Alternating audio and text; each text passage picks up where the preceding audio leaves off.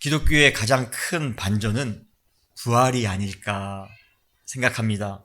죽음으로 완전히 끝난 줄 알았는데요. 정말 상상을 초월하는 대반전이 일어났습니다. 바로 부활입니다. 그런데 부활의 전제 조건 여러분 뭔지 아십니까? 부활의 전제 조건은 죽음입니다. 논리적으로 죽어야지만이 부활할 수 있습니다. 어떻게 살아있는데 부활합니까? 그건 부활이 아니죠. 죽음이 있어야지만이 부활이 가능한 것입니다. 현대 기독교의 가장 큰 병이 뭔지 아십니까? 죽음 없이 부활만 기대하는 신앙을 가지며 살아간다는 것이에요. 헌신과 희생 없이 영광과 축복만 기대하기에 기독교의 종교적인 무게감이 확연히 떨어지는 그러한 기분입니다. 죽음이 없이는 여러분 부활을 경험할 수 없습니다. 그래서 예수님께서도 우리에게 고난에 참여하라라고 과감하게 권면하셨습니다. 마가복음 8장 34절로 35절에 보면 아무든지 나를 따라오려거든 자기를 부인하고 자기의 십자가를 지고 나를 쫓을 것이니라. 편하게 나를 쫓으라고 말씀하신 것이 아니라 자기를 부인하고 자기의 십자가를 지고 고난에 동참하는 마음으로 주님을 쫓으라라고 말씀하고 계십니다. 누구든지 제 목숨을 구원코자 하면 잃을 것이요 누구든지 나와 복음을 위하여 제 목숨을 잃으면 구원하리라. 여러분 믿으십니까? 하나의 씨앗이 농부의 손에 그대로 있으면요 열매를 맺을 수 없습니다. 그 씨앗은 땅에 떨어져야 돼요. 그리고 죽어야 됩니다. 심지어 썩어야지만이 그때 비로소 30배, 60배, 100배의 결실을 맺을 수 있는 것입니다. 이처럼 죽어야 사는 것, 이것이 바로 기독교의 신비인 것이에요. 이 신비를 처음으로 이루신 분이 누구십니까? 바로 오늘 부활하신 예수 그리스도이십니다. 할렐루야. 그렇다면 논리적으로 죽어야지만이 부활이 올 수 있다고 했는데 여기에는 한 가지 또 큰 문제가 있습니다. 그 문제가 뭡니까? 그것은 죽은 것이 살아난다는 것 사실 또한 전혀 비상식적인 것이라는 거예요. 논리적이지 않다는 것입니다. 한마디로 말도 되지 않아요. 어떻게 죽은 것이 살아날 수 있습니까? 여러분 그런 경험이 있으세요? 주변에? 그래서인지 수많은 사람들이 예수님의 삶 중에서 가장 비현실적인 것으로 부활을 꼽습니다. 상식적으로 볼 때 부활은 비과학적인 사건으로 자연계 안에서는 결코 일어날 수 없다는 것이에요. 그래서 현대인들은 예수님의 부활에 대해 쉽게 믿으려 하지 않습니다. 여러분은 어떠세요? 부활이 믿어지십니까? 죽은 것이 살아난다는 것 여러분 믿어지십니까? 우리 논리적으로 아주 강한 사람들 아닙니까? 이성적인 것으로 우리가 강한 사람들 아닙니까? 우리 상식적인 거 좋아하지 않습니까? 여러분 생각으로 어떠세요? 죽은 것이 살아난다는 것, 부활 여러분 가능하다고 믿으세요? 누가복음 24장에 보면 오늘 본문이에요. 부활의 사건을 좀처럼 믿지 못하고 슬픈 빛을 띠며 처량하게 자기의 길을 걸어가고 있는 두 제자를 만나게 됩니다. 그들의 모습은 누가 보아도 영락없는 실패자의 모습 그대로입니다. 그런데 그들이 여행 중에 만난 어떤 한 분으로 인해 일생일대의 엄청난 반전의 기회를 또 한 번 차지하게 됩니다. 그분이 누구시죠? 그분이 바로 오늘 부활하신 예수님이십니다. 우리는 오늘 부활의 주님을 실제로 만난 두 제자가 어떻게 변화되어 가는지 그 과정을 한번 살펴보려고 합니다. 그리고 그것을 통해 부활에 대한 믿음의 중요성을 다시 한번 깨닫는 시간이 되었으면 좋겠습니다. 지금 이 두 제자는 예루살렘으로부터 7마일 정도 떨어진 엠마오란 마을로 가고 있는 중입니다. 그곳이 그 엠마오가 그들과 어떠한 관계가 있는지 성경은 우리에게 하나도 말해주고 있지 않습니다. 어쩌면 그들의 고향일 수도 있습니다. 어쩌면 그들의 가족이 살고 있는 곳일 수도 있습니다. 어쩌면 그들의 과거에 생업을 했던 곳일 수도 있습니다. 그런데 그들은 몇 년 동안 역동적으로 보냈던 제자의 삶을 포기하고 매우 일상적이며 무미건조했던 과거 자신들의 진부한 삶으로 다시 돌아가고 있는 중입니다. 예수님을 처음 만나 그의 제자가 되기 위해 고향을 떠날 때는요, 아주 큰 희망이 있었습니다. 야, 저분하고 같이 있으면 뭔가 나의 삶에 놀라운 변화가 있을 것이다. 놀라운 축복이 있을 것이다. 그래서 예수님을 처음 따를 때는 얼마나 기쁘게 예수님을 따랐는지 모릅니다. 그런데 지금은 아무런 소득이 없이 고향으로 돌아가고 있는 그들의 심정은 그리 편치 않았을 것이에요. 요한복음 21장에 보면 베드로도 똑같이 제자의 삶을 청산하고 자기의 고향으로 돌아가 일상적인 삶을 살아가는 모습을 볼 수 있습니다. 요한복음 21장 3절에 보면 이렇게 베드로가 말합니다. 시몬 베드로가 나는 물고기 잡으러 가노라 하매 저희가 우리도 함께 가겠다 하고, 시몬 베드로가 예수님께서 십자가에서 죽으신 이후에 그냥 나는 가서 또 물고기 잡으러 가겠다, 어부의 삶을 다시 한번 살겠다 라고 지금 말하고 있습니다. 그랬더니 다른 제자들도 그러면 나도 똑같이 과거의 삶으로 돌아가겠다 라고 말하고 있는 것이에요. 그러나 예수님의 제자의 삶을 버리고 일상으로 돌아온 그들의 삶이 어찌 더 무의미해 보이고 더 건조해 보입니다. 무기력해 보입니다. 성경은 일상으로 돌아온 그들의 삶을 아주 상징적으로 이렇게 표현하고 있어요. 3절에 보면 시몬 베드로가 나는 물고기 잡으러 가노라 하매 저희가 우리도 함께 가겠다 하고 배에 올랐으나 이 밤에 아무것도 잡지 못하였더니, nothing, 아무것도 못 잡았다라는 것이에요. 밤새도록 노력했는데 모든 노력이 다 허사라는 것입니다. 예수님과 더불어 신나게 사역할 때까지만 해도 귀신을 내어쫓기도 했습니다. 병자를 고치기도 했습니다. 베드로 같은 경우에는요, 어느 경우 천국의 열쇠를 담당하는 그런 역할까지도 임명을 받았습니다. 그런데 다시 고향으로 돌아온 지금 베드로와 제자들은 전혀 열매 없는 삶을 살아가고 있다는 것이에요. 여러분, 인생이 참 그런 것 같아요.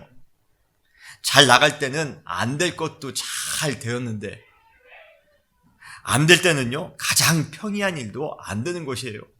고기 잡는 것 베드로는요, 전문가입니다. 그런데도 지금 하나도 고기를 못 잡고 있어요. 이것이 바로 예수님을 떠난 제자들의 삶의 모습이에요.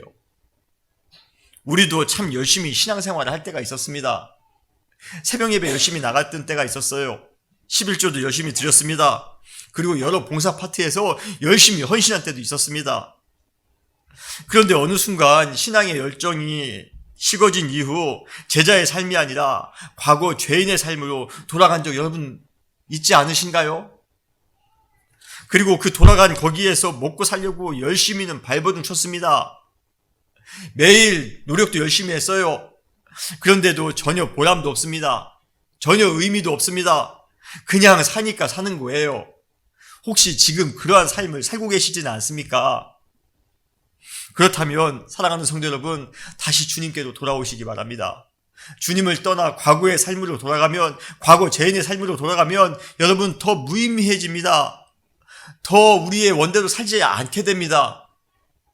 사랑하는 성도 여러분, 주님께로 다시 돌아오시기 바랍니다. 특별히 오늘 부활하신 주님께로 다시 돌아오시기 바랍니다. 그때 주님께서 우리를 회복해 주실 것이라 믿습니다. 오늘 주님께로 돌아오심으로 또 한번 믿음의 삶을 살아가시는, 회복의 삶을 살아가시는 우리 모든 사랑하는 성도님들이 되시기를 주님의 이름으로 축원합니다. 그런데 이 엠마오로 가는 두 제자들은 과거의 삶으로 돌아가는 이 여정 속에서, 엠마오로 가는 이 여정 속에서 몇 가지 심각한 오류를 범하고 있습니다. 이 오류는요, 잘 살펴보니 이 엠마오 두 제자만 범하는 것이 아니라 우리도 가끔 범하는 오류들입니다.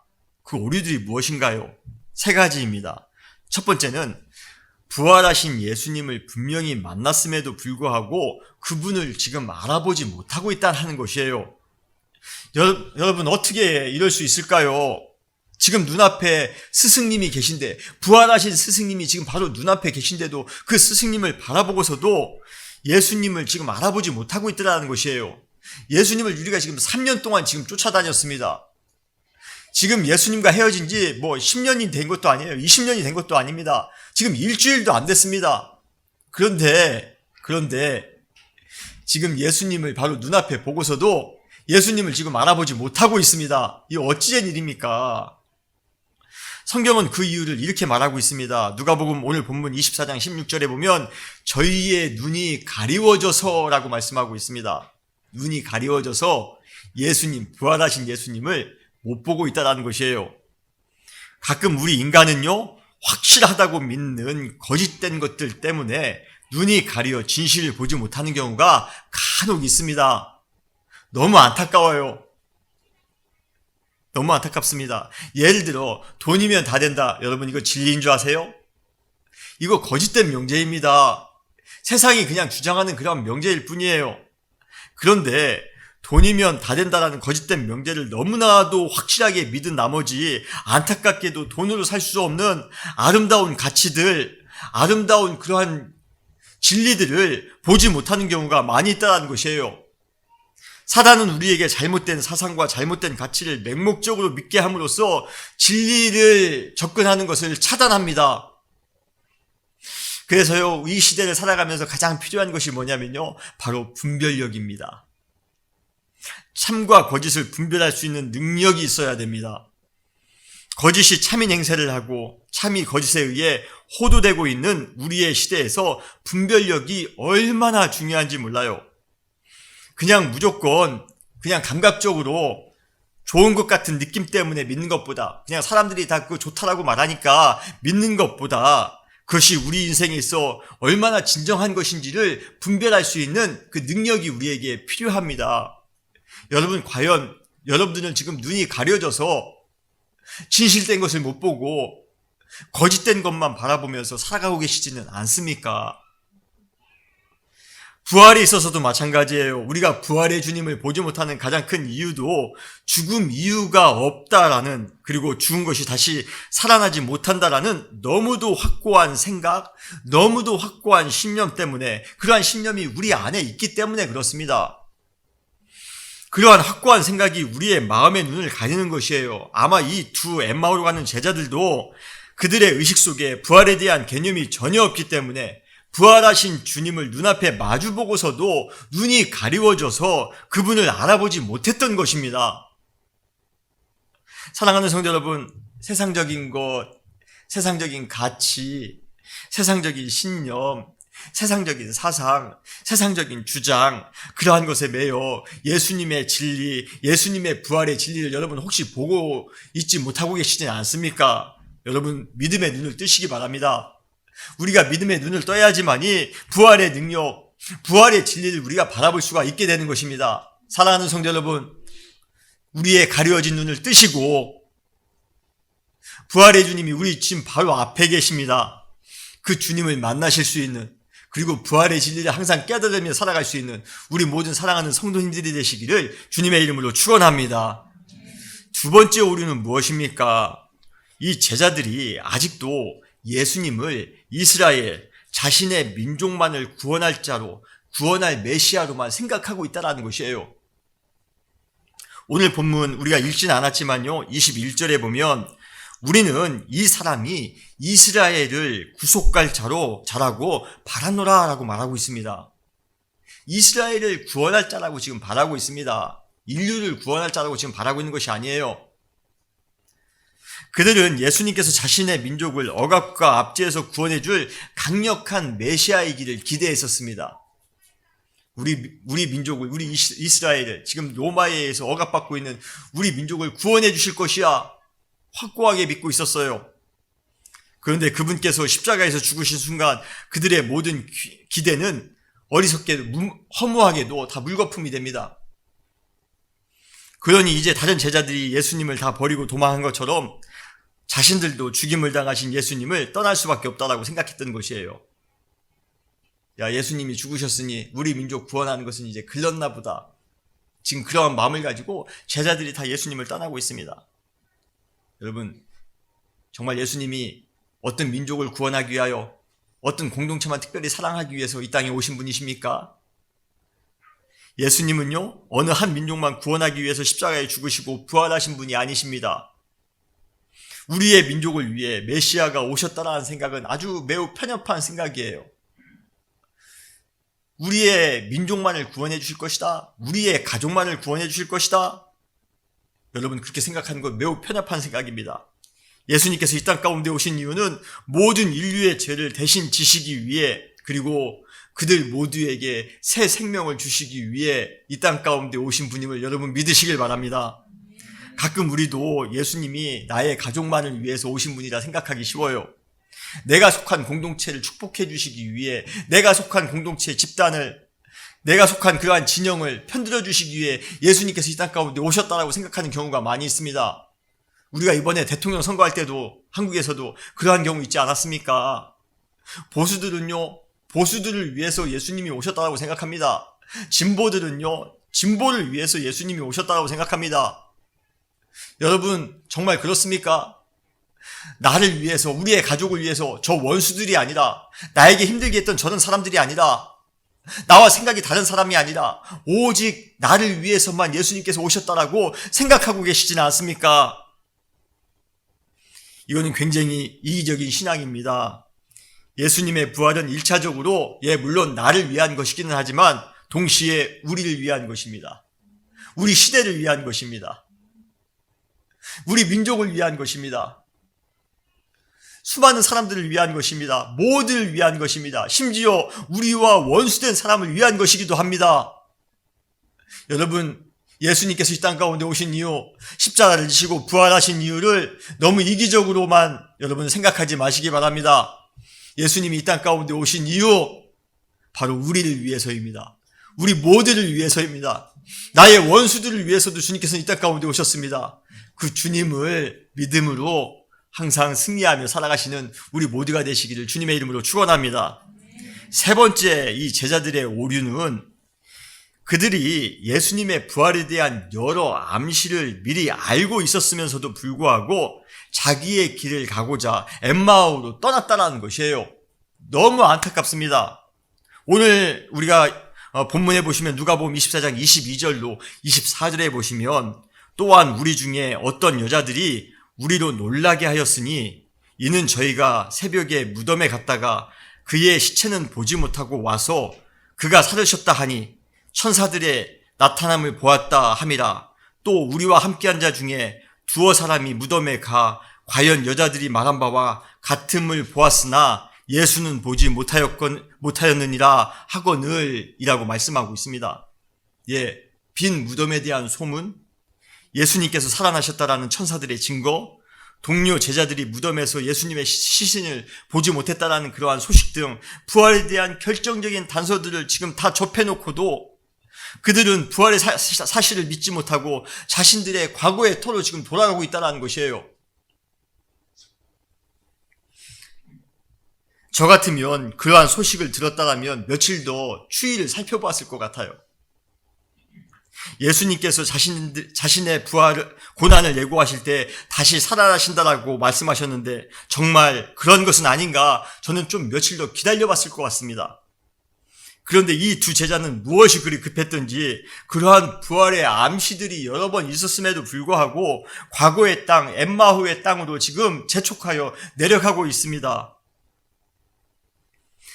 부활하신 주님은 그러한 제자들을 향해, 이 엠마오 제자들을 향해 이렇게 책망하고 계십니다. 25절에 보면 미련하고 선지자들의 말한 모든 것을 마음에 더디 믿는 자들이요, 그리스도가 이러한 고난을 받고 자기의 영광에 들어가야 할 것이 아니냐, 왜 이렇게 믿지 못하느냐, 부활을 왜 믿지 못하느냐. 여러분, 신앙에 있어 여러분 절대로 조급하지 마시기 바랍니다. 특별히 주님께서 우리에게 여러 단서를 주실 것이에요. 그러한 단서가 있는데 왜 여러분 이렇게 조급해 하십니까? 왜 과거의 삶으로 그렇게 빨리 돌아가려고 하십니까? 여러분 좀 더 기다리세요. 여러분 우리 교회의 부흥의 조짐이 지금 보이고 있지 않습니까? 그러면 여러분 좀 더 기다리시기 바랍니다. 우리 가정을 회복할 수 있는 그러한 여러 가지 결정적인 단서들이 지금 있습니다. 그런데 여러분 왜 이렇게 조급해 빨리 과거로 돌아가려고 하십니까? 우리가 원하는 대로 100이 지금 다 안 됐다라고 왜 여러분 이렇게 조급해 하십니까? 그러지 마세요. 우리에게 지금 결정적인 부활의 단서들, 부흥의 단서들이 있습니다. 그렇다면 여러분 좀 기다려보시기 바랍니다. 그러면 부활의 주님을 만나게 될 것입니다. 우리를 부흥케 하시는 주님을 만나게 될 것입니다. 사랑하는 성도 여러분, 우리 교회에 부흥의 징조가 지금 얼마나 많이 있는지 몰라요. 여러분, 그러한 부흥의 진주와 단서를 보고서도 여러분 세상으로 다시 돌아가셔야 되겠습니까? 세상의 삶을 살아서야 되겠습니까? 아니에요. 그래서는 안 됩니다.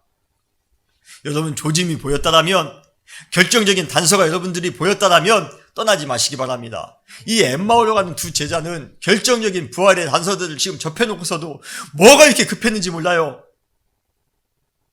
여러분, 신앙생활 조급하게 하지 마시기 바랍니다. 주님께 기도했는데 이 기도한 모든 내용들이 빨리 이루어져야지 우리의 신앙이 지금 된 것이다, 하나님은 살아계시다, 여러분 생각하지 마시기 바랍니다. 한두 개만으로도 그 조짐이 시작되면 그때부터 부흥이 시작되는 것이고 부활의 주님을 만날 수 있는 것입니다. 엠마오로 간 이 두 제자들 너무 성급했어요. 이미 부활의 조짐을 다 경험해 놓고서도, 단서들을 다 수집해 놓고서도 왜 빨리 이렇게 엠마오의 길로 재촉했는지 모르겠습니다. 여러분, 그러지 마시고 우리 교회에 부흥의 조짐이 있다라면, 여러분의 가정에 부흥의 조짐이 있다라면 여러분 그 조짐을 붙잡으시고 믿음으로 살아가시기 바랍니다. 그때 진정한 하나님의 크신 부활의 은총과 부흥의 능력을 경험하게 되실 것이에요. 그러한 믿음의 삶을 살아가시는 우리 모든 성도님들이 되시기를 주님의 이름으로 축원합니다. 그렇다면 부활하신 주님께서는 이러한 오류투성이의 제자들을 어떠한 처방을 하심으로써 온전하게 변화될 수 있도록, 회복될 수 있도록 하신 것일까요? 중요하죠. 오류투성이로만 남아서는 안 되지 않습니까? 오류가 회복되어져야죠. 고쳐져야죠. 두 가지입니다. 예수님께서 그들을 위해서 하신 일이 두 가지가 있습니다. 첫 번째는 무엇입니까? 바로 그들에게 성경을 가르쳐 주셨습니다. 오늘 본문에 보면 27절에 이에 모세와 및 모든 선지자들의 글로 시작하여 모든 성경에 쓴 바 자기에 관한 것을 자세히 설명하시니라 라고 말씀하고 있습니다. 성경을 가르쳐 주셨다는 것이에요. 메시아가 고난을 받은 후 부활한다는 사실은 결코 즉흥적으로 기획된 것이 아니라는 것입니다. 오래전부터 성경 안에 게시된 하나님의 계획에 따라 아주 세밀하게 진행되고 있는 것입니다. 예수님께서 그들에게 가르쳐 주신 말씀의 구체적인 내용이 본문에 나와 있지는 않습니다. 무슨 말씀을 가르쳐 주시는지는 정확하게 알지 못해요. 그러나 그들이 예수님의 말씀을 통해 메시아가 자신들을 위해 고난을 당해야 된다는 사실과 고난 후 부활의 영광에 임할 것이라는 사실을 그들은 예수님의 말씀을 통해 들었을 것이에요. 그런데 신비하게 예수님께서 성경을 통해 가르쳐 주시는 그 말씀을 듣는 순간 마음이 뜨거워지기 시작합니다. 제자들의 마음이 뜨거워져요. 아까 예수님을 바로 눈앞에 부활하신 예수님을 봤는데도 불구하고 그때는 아무것도 모르고 눈이 가리워져 있었습니다. 그런데 예수님께서 성경의 말씀을 풀어주시자 성경의 말씀을 듣는 순간 마음이 뜨거워지기 시작합니다. 그들의 영혼이 반응하기 시작합니다. 그래서 오늘 보면 32절에 그들이 이렇게 고백하고 있습니다. 저희가 서로 말하되 길에서 우리에게 말씀하시고 우리에게 성경을 풀어주실 때에 우리 속에서 마음이 뜨겁지 아니하더냐. 성경의 말씀을 듣는 순간 마음이 뜨거워졌다는 것이에요. 부활의 주님을 깨닫게 되어지기 시작했다는 것입니다. 여러분, 부활의 사건을 확실하게 알아가는 방법, 가장 중요한 방법은 무엇입니까? 바로 성경을 배우는 것입니다. 성경을 읽는 것입니다. 성경을 함께 나누는 것입니다. 신앙에 있어서 가장 위험한 것이 있다면 너무 감상적으로, 감정적으로 치우치는 것이에요. 개인적인 신앙 체험 좋습니다. 주관적인 신앙 체험 좋습니다. 환상도 봐야 되겠죠. 특별한 영감도 얻어야 되겠죠. 주관적인 체험 좋습니다. 영적인 뜨거움을 경험하는 것도 좋습니다. 그러나 일방적으로 감정적인 것에만 치우쳐서는 문제가 될 수 있습니다. 특히 그럴 때 나타나는 부정적인 현상이 있습니다. 바로 영적 교만입니다. 그들은 다른 사람들의 신앙 체험을 인정하지 않는 경우가 있어요. 본인이 체험한 신앙, 주관적으로 체험한 신앙만이 중요하다고 생각합니다. 그래서 다른 사람들의 신앙 체험을 인정하지 않아요.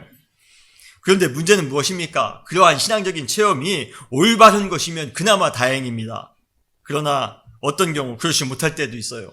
잘못된 신앙적인 체험, 주관적인 체험, 감정적인 체험들이 계속 굳어진 상황에서는 영적 교만이 생길 수가 있습니다. 그때 우리는 영적 괴물이 될 수도 있어요. 여러분, 이단이 다 이러한 식으로 나오는 것입니다. 이러한 잘못된 신앙적인 그러한 잘못을 극복하기 위해 가장 효과적인 방법은 한 가지입니다. 성경을 정확하게 읽고 배우고 연구하고 묵상하고 적용하고 함께 나누는 것입니다. 성경으로 돌아가는 것입니다. 성경을 읽는 것입니다. 성경을 통하여 감동을 받는 것입니다. 기도하면서 주관적인 영적 체험하는 거 좋습니다. 그러나 동시에 성경을 통한 영적 체험도 우리는 가지셔야 됩니다. 그래서 제가 항상 말씀드리는 게 뭐예요? 1시간 기도했으면 1시간 성경을 읽으시기 바라요. 제가 권면을 드립니다. 부활하신 예수님을 체험함에 있어서 감정적으로만 치우쳐서는 안 됩니다. 가장 객관적인 계시인 성경 속에서 부활하신 주님을 만나야 합니다. 여러분, 성경을 통하여 예수님을 만나시는 그러한 체험이 있으시기를 바랍니다. 사실 예수님께서는 엠마오로 가는 두 제자에게 굳이 성경을 동원하지 않고서도 자신이 부활하셨음을 깨닫게 해주실 수 있으셨을 거예요. 잘 봐, 나 부활한 예수야. 그러면 아마 예수님을 잘 보고 어쩌면 부활하신 주님을 체험할 수 있었을 것입니다. 그러나 예수님께서는 자신의 부활의 사실을 굳이 성경을 통해 깨닫게 해주셨다는 것이에요. 이것은 우리가 부활의 주님을 깨닫기 위해 어떻게 해야 될 것인지를 알도록 하는 아주 중요한 통찰을 가져다 줍니다. 바로 성경을 읽으라는 것이에요. 성경을 통해 부활하신 주님을 발견하고 믿으시기 바랍니다. 성경을 통해 부활의 주님을 믿고 사는 것이 얼마나 큰 능력이며 얼마나 큰 은혜인지를 깨달으시길 바라요. 성경을 통해 부활을 믿는 믿음의 성도들이 어떻게 부활의 삶을 살아가야 될 것인지를 배우시기를 바랍니다. 예수님의 부활은 단순한 종교적 이벤트가 아니에요. 신비한 영적 현상으로 끝나지 않아야 됩니다. 부활을 믿는 모든 성도들은 삶을 극적으로 바꾸어 주실 능력이 되었다면 여러분 좋겠어요. 그러한 능력을 우리가 체험하기 위해서 우리에게 필요한 것은 무엇입니까? 바로 성경을 읽는 것입니다. 성경을 통해 부활의 주님을 만났다면 성경을 통해 이제 우리는 부활의 삶을 배워야 합니다. 사랑하는 성도 여러분, 성경을 읽으세요. 성경을 통해 건강한 부활의 신앙을 가지고 살아가시는 우리 모든 성도님들이 되시기를 주님의 이름으로 축원합니다. 우리 교회에 여러 성경을 읽는 그러한 사역들이 있습니다. 여러분 함께 성경을 읽으시기 바랍니다. 그리고 그 성경을 여러분 삶 가운데 적용하시길 바랍니다. 그때 우리는 부활의 주님을 만나게 될 것이에요. 성경을 통해 주님을 만날 때 그때 우리는 더욱더 확실한 영적 체험을 할 수가 있는 것입니다. 성경을 통해 부활의 주님을 만나시는 우리 모든 성도님들이 되시기를 주님의 이름으로 축원합니다. 두 번째로 엠마오로 가는 제자들이 부활하신 주님을 깨닫도록 하기 위해 예수님께서 하신 것은 두 번째 예수님이 하신 것이에요. 바로 그들과 함께 음식을 나누셨다라는 것입니다. 식사를 같이 하셨다라는 것이에요. 오늘 본문에 보면 30절에 저희가 함께 음식 잡수실 때에 떡을 가지사 축사하시고 떼어 그들에게 주시니 라고 말씀하고 계십니다. 여러분, 성만찬 예식을 할 때는 4가지의 동사가 필수적으로 필요합니다. 첫 번째는 떡을 가지사, take입니다. 그리고 축사하시고, give thanks. 그 다음에 떼어, take, break. 그 다음에 주다, give. 이 4가지의 동사가 꼭 필요합니다. 그런데 오늘 본문 30절에 보니 이 4가지의 동사가 정확하게 사용되어지고 있습니다. 그렇죠? 떡을 가지사, 축사하시고, 떼어 그들에게 주셨다라는 것입니다. 그러므로 지금 30절의 식사는 무슨 식사입니까? 성만찬의 식사입니다. 그들은 예수님께서 돌아가시기 전날 밤 12 제자들과 함께 나누셨던 식사에 대하여 소문을 들었을 것입니다. 그 식사는 단순한 유월절 식사가 아니라 자신의 살과 자신의 피를 우리를 위해 주시겠다라는 아주 의미 있는 식사였습니다. 그리고 예수님께서는 그 식사의 의미를 기억하라라고 말씀하셨습니다. 그리고 지금 이 2 제자들은 예수님의 만찬을 통해 지금 함께 식사하는 것을 통해서 자신들을 위해 몸을 찢기시고 피를 흘리신 그분의 사랑과 그분의 은혜를 깨닫게 되었던 것이에요. 얼마 전에 예수님께서 자신의 살을 찢으시며 자신의 피를 흘리셨는데 지금 이 식사를 통해서 그 사실이, 그 은혜가, 그 사랑이 믿어지는 것입니다. 깨닫게 되어진 것입니다. 결국 그들은 이러한 만찬을 통해 눈이 밝아져 그분이 부활하신 예수님을 발견하게 되었다는 것이에요. 오늘 본문 30절로 31절에 보면 떡을 가지사 축사하시고 떼어 저들에게 주시니 그들의 눈이 밝아져 그인 줄을 알아보더니 라고 말씀하고 계십니다. 식사를 했는데요, 그때 비로소 예수님이 부활하신 예수님인 줄 깨닫게 되었다는 것이에요. 여러분, 식사를 통해서 주님을 또 한번 만나시는 여러분들 되시기를 주님의 이름으로 축원합니다. 우리를 위해서 몸을 찢기시고 모든 피를 흘리신 그 구원의 주님, 그 주님께서 부활하셨습니다. 그 주님을 또 한번 성만찬을 통해서 만나시는 우리 모두가 되시기를 주님의 이름으로 축원합니다. 그런데 이렇게 식사를 통해 부활하신 예수님을 만났다는 것은 우리에게 영적으로 매우 중요한 의미를 가져다 줍니다. 여러분, 함께 식사한다는 것은요, 친밀감을 유도하는 우리 인간의 가장 보편적인 행위입니다. 그래서 우리가 누군가를 우연히 만나면 항상 뭐라고 말하죠? 우리 언제 한번 만나서 식사 한번 해요 라고 꼭 말합니다. 우리는 식사하면서 서로를 깊이 알아가며 그리고 더욱더 친밀해집니다. 부활하신 예수님은 제자들과 자주 만나 식사하셨어요. 예수님이 부활하시자마자 베드로와 여러 제자들에게 함께 만나 갈릴리 해변에서 만나 식사하신 적이 있었습니다. 그리고 오늘 엠마오로 가는 이 두 제자하고 또 예수님께서는 식사를 하십니다. 우리는 여기서 귀한 깨달음을 한 가지 얻게 됩니다. 무엇입니까? 여러분, 부활은 신비한 현상 그 자체에만 집중하며 우리는요, 부활이라고 할 때 부활의 그 신비한 현상과 그 신비한 그러한 그 자체에만 집중하여 놀라워합니다. 예수님이 부활하셨대. 예수님이 살아나셨대. 우리는 그러한 부활에만 굉장히 집중해요. 예, 맞습니다. 예수님께서 부활하신 것 그 자체만으로도 어마어마한 역사적 사건입니다. 그런데 부활에 있어 또 한 가지 중요한 것이 있습니다. 한 가지 중요한 것이 무엇입니까? 그것은 예수님께서 다시 살아나셔서 평이한 일상 속에서도 우리와 함께 교제하기를 원하신다는 것입니다. 식사라는 그러한 자체는 굉장히 평이한 상황입니다. 그러한 평이한 상황 속에서도 예수님께서는 우리와 교제하기를 원하셨다는 것이에요. 부활 이후 하늘의 권능으로 신이 되셨습니다. 예수님은 이제 신성을 회복하셨습니다. 그러한 예수님께서 우리 제자들에게 나타나 이렇게 말씀하셨다라면, 나 옛날에 그 예수가 아니야. 나 지금 부활한 예수야. 나는 지금 신성을 가지고 있는 사람이야. 옛날에 십자가 졌던 나와는 완전히 달라. 그렇게 예수님께서 말씀하셨다라면 아마 모든 제자들은, 그리고 우리는 기죽어서 그 앞에 감히 나가지도 못했을 것이에요. 그런데 부활하신 주님께서 죽음을 이기시고 부활의 권능을 입으셨지만, 그는 신성을 완전히 회복하셨지만, 그럼에도 불구하고 제자들에게 찾아와 전과 똑같이 대해주셨다는 것이에요. 여러분, 놀랍지 않습니까? 감동스럽지 않습니까?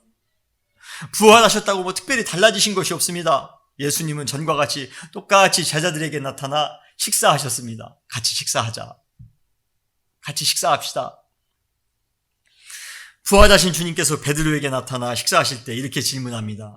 요한복음에 보면, 요한의 아들 시몬아, 내가 이 사람들보다 나를 더 사랑하느냐? 주님, 그러하나이다. 내가 주님을 사랑하는 줄 주께서 아시나이다. 얼마나 일상적인 대화입니까? 이렇게 부활하신 예수님은 그 제자들과 전에처럼 똑같이 식사하며 교제하기를 원하셨고, 친밀해지기를 원하셨고, 함께 사랑을 나누기를 원하셨습니다. 나를 배반했음에도 불구하고, 나를 버리고 다 달았는데도 불구하고, 나를 버리고 자기 살겠다라고 떠났는데도 불구하고 먼저 찾아가 주시고 함께 식사하시며 함께 교제하신 것이에요. 그냥 일상을 함께 나누셨다라는 것입니다. 우리는요, 부활이라고 하면 무언가 거창하고 신비한 것만 연상을 합니다. 뭔가 거창할 것 같아요. 뭔가 신비할 것 같습니다. 그러나 부활에 대해 너무 거창하게 생각하거나 신비하게 생각하다 보면요, 오히려 더 아이러니하게 단순한 종교적 개념으로 빠지기 쉽고, 그래서 진정한 부활의 의미를 잃기가 쉽다라는 것이에요. 부활의 능력이 너무나도 거창하다 보니 부활을 깨닫지 못합니다.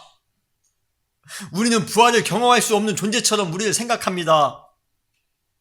그래서 많은 사람들이 부활을 엄청난 것으로 생각해 부활의 주님을 제대로 만나지 못하는 모순에 빠지게 되더라는 것이에요. 여러분 혹시 그러한 여러분 모순에 여러분도 빠져 계시지는 않습니까? 여러분 부활하신 주님께서 식사하는 자리에 나타나시는 것, 여러분 주님의 의도는요, 그러한 주님의 의도는 생각보다 너무 단순합니다. 간단합니다.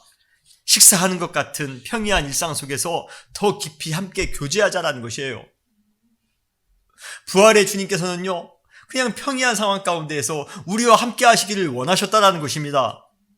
오늘 본문의 두 제자는 부활하신 주님과 함께 식사 교제를 나누면서 부활의 주님을 깨닫게 됩니다. 그리고 그들은 흥분된 마음으로 예루살렘으로 다시 돌아가 다른 제자들을 만나 마지막에 이렇게 고백하고 있습니다. 오늘 본문 35절 마지막에 보면 예수께서 떡을 떼심으로 자기들에게 알리신 것을 말하더라.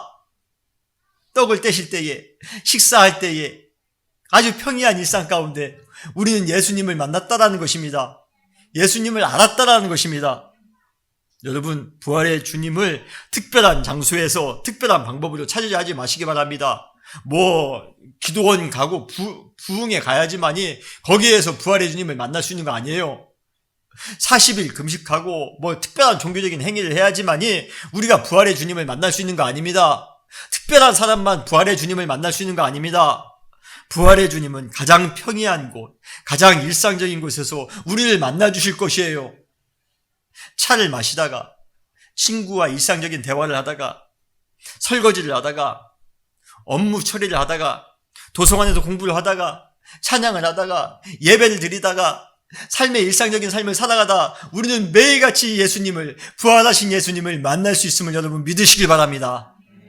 그러므로 이번 부활절에는 우리 다 예수님을 만나실 수 있습니다. 부활하신 주님을 어떻게 만나십니까? 아직도 복잡하게 생각하고 계십니까? 아직도 뭔가 특별한 신비를 여러분 기대하고 계십니까? 두 가지예요. 성경을 읽으세요. 그리고 일상의 삶 가운데 주님을 갈망하시길 바랍니다. 그러면 평이한 삶 가운데 예수님을 만나게 될 것이에요. 이번 주 한 주간 여러분 가장 일상적인 삶 가운데에서 주님을 만나심으로, 부활의 주님을 만나심으로 또 한 번 부활의 기쁨과 부활의 능력 가운데 살아가시는 우리 모두가 되시기를 주님의 이름으로 축원합니다. 다 기도하시겠습니다.